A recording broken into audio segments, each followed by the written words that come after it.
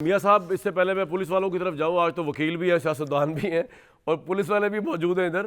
मियाँ साहब, आपको तसल्ली होगी, अवैध साहब ने बड़ा चुन के जवाब दिया। आप ना कानून, आप है तो लेजिस्लेटर, लेकिन अवैध साहब को सीनियर लॉयर, उन्होंने खुल के जवाब दे दिया कि आप कुछ कर नहीं सकेंगे।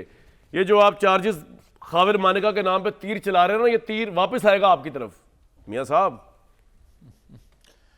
हाँ नहीं, ये बात तो आज के दिन तक तो अहमद अवैध साहब की दुरुस्त है कि पाकिस्तान का कानून कुछ नहीं इनका बिगाड़ सकता, पाकिस्तान का आइन इनका कुछ नहीं बिगाड़ सका।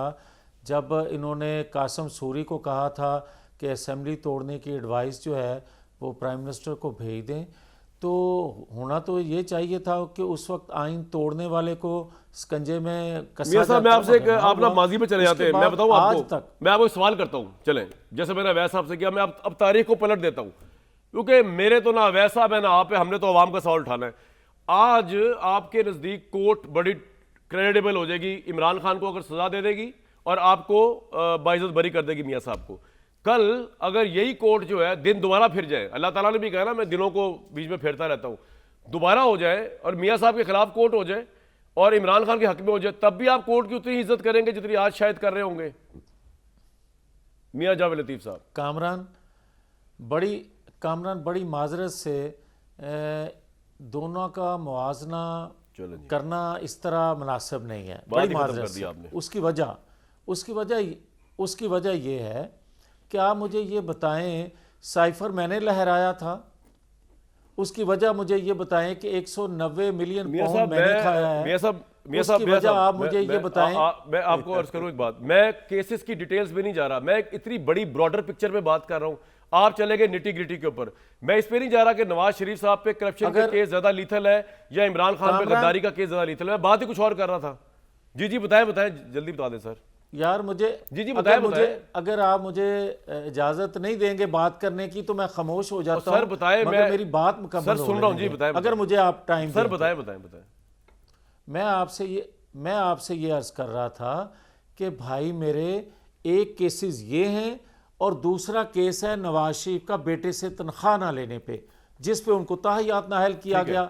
आज तक नैब 1 रुपए की करप्शन साबित ना कर सका। आप कहते हैं कि बेगुनाह जो है वो भी लटका रहे और आप कहते हैं गुनाहगार जो है वो इसी तरह चलता रहे। 9A4 जो है ना, उसमें तो आपकी बचत हुई है। सेक्शन 9A5 में आपकी बचत नहीं है सर, उसी कोर्ट की बात कर रहा हूं जिसमें आपको नवाज शरीफ साहब को एग्जेप्ट कर रहे हैं, जिसमें बेनामी जायदादों को वो साबित नहीं कर सके। सर वो भी तो पढ़ के बताए ना लोगों को, आप एक साइड की बात करके निकल रहे हैं। मेरी एक सेकंड भाई, जी आपसे बात कर रहा हूं।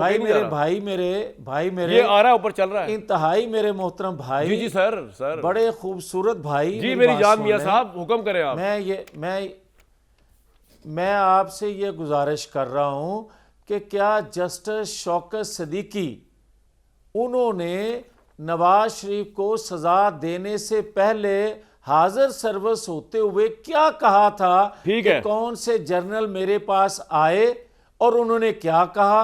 जनरल फैज पे इल्जाम लगाया है, वो इल्जाम ही है ना, साबित होगा तो बात करेंगे इस पे। ठीक है, आपका पॉइंट आ गया, आपका बिल्कुल पॉइंट आ गया जी। अच्छा सर आ गया आपको। नहीं पॉइंट नहीं आया। अच्छा अभी नहीं आया। मेरी बात सुन ले। नहीं एक सेकंड, मेरी बात सुन ले। गुजारिश इतनी है कि आप मुझे ये बताएं कि क्या 11 साल फॉरेन फंडिंग केस लटका नहीं रहा? ठीक है सर, बिल्कुल ठीक है। उस वक्त जस्टिस था? मियाँ साहब मैं चाह रहा हूँ आज अगर जस्टिस हो जाए, मैं बात करूँ आपसे। बिल्कुल सर, आपका पॉइंट आ गया मियाँ साहब, आपको सुनना बड़ा अच्छा लगता है मुझे, लेकिन जरा अब मुझे पब्लिक इंटरेस्ट में एक दो सवाल पूछने दें।